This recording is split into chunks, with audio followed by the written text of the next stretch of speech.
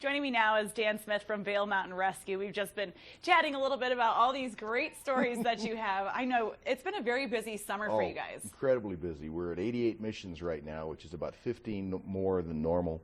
We got 4 months to go in the year. And last year we did 107, so we'll be 115, 120 this year if trends continue. I think summer's busier for us because it's busier for everybody. The mountains are attracting more summer visitors, and a certain percentage of them go in the woods, and a small percentage of those get hurt. If you look at it, there are thousands of people in our backcountry, hundreds of people going up at Holy Cross every day. And on Holy Cross, we'll pull off 7 or 8 a year, maybe 9. And 115 missions out of all those people is not bad. I mean, it's very safe in the backcountry, but you can make it safer by thinking. We had 6 missions in the past 2 weeks. We're still running 3 a week. A couple of them were bad luck. A woman's horse bucked her and rolled over her. We worked that one with fire, and that was, some of these things pretty far out. It's 21 miles from center of Eagle to past Fulford, where you had to leave the vehicles and then go after this woman. We had another one, which was could have been pretty dangerous. Gentleman was hiking to Bubble Lake. Well, Bubble Lake's in Summit County, but you have to access it from Eagle County. There's no way in. So he'd gone to Piney, gone out the Piney River Trail, then taken another trail up to a lovely pass called Knee Knocker Pass. It's right below Mount Powell. And the views are beautiful, but the pass is very steep, so you can actually knock your knees on the rocks, hence the name. Gets down, makes camp, and dislocates his shoulder. Well, he's only 6 miles out, which is doable, but he had 3,000 feet of vertical to go up. You're not going to do that with a dislocated shoulder. Called us late in the day, storming. Flight for Life tried to get in. They had a little hole in the weather from the Summit County side. Couldn't find him and couldn't land anyway. Next morning, we flew out in the Black Hawk. The National Guard flies us, and prepared to hoist, prepared to lower people down on a cable, and we found the guy and then bring him up in a basket. Finally found him after about a half-hour search, but we're able to find a rock about the size of the top of a Jeep that they could put the front wheels of the helicopter on and press down, still flying legally, but actually just sitting on top of this rock.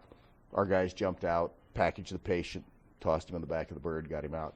Shoulder had been out 20 hours by the time we got him back in here. That's not a good thing. We were talking about the muscles. When you get your shoulder dislocated, they're just sitting there tensing up. And you said he's had shoulder surgery before. And when I dislocated mine, it was only out about 3 hours. But at the ER, they had trouble getting it back in.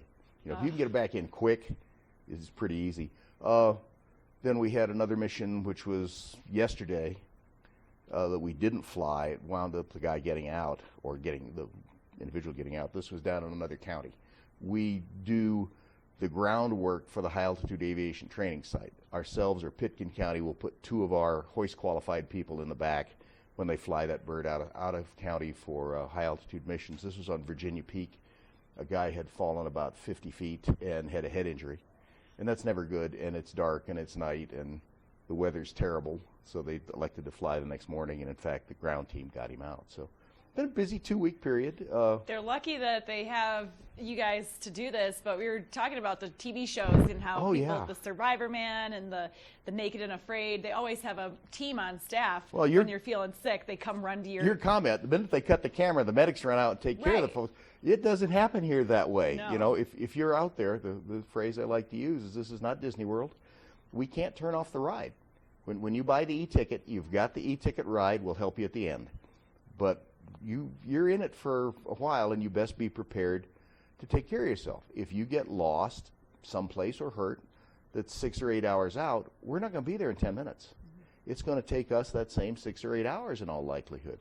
We fly 15 to 20% of the time, and we only fly for people that are very serious. And a dislocated shoulder, 3,000 feet of vertical out is very serious. Plus, we really didn't have a good position on him, and the weather was terrible. So we'll fly that one. A lost hiker on Holy Cross anymore, we rarely fly those. We'll hike them out or talk them out. So what we call 911. Just 911. 911. You get us. Eventually, you'll probably go through a deputy first, because that's who we work for. We work for the sheriff's office. Deputy and whoever the coordinator is will decide if this is real or this is a hunter who's been out a week and is an hour late, and we have a nervous spouse. we'll chat on that. That's called working the mission too, when you talk the family down. And then we'll go. There's some things we won't go on as we get into avalanche season. We're not going to go in the middle of an avalanche. The purpose of our exercise is to help you solve your problem, not die in the process. Exactly. That's what you guys are there for. You're going to help us out. 911. And don't go out there if you have an idea that you're going to be Survivor Man, because that's not how it works out here. It's not a TV show. It's real life, and it's the wilderness. Coming up, Mark Sassy has a look at your weather. He's going to let you know if today is one of those days for a hike or not.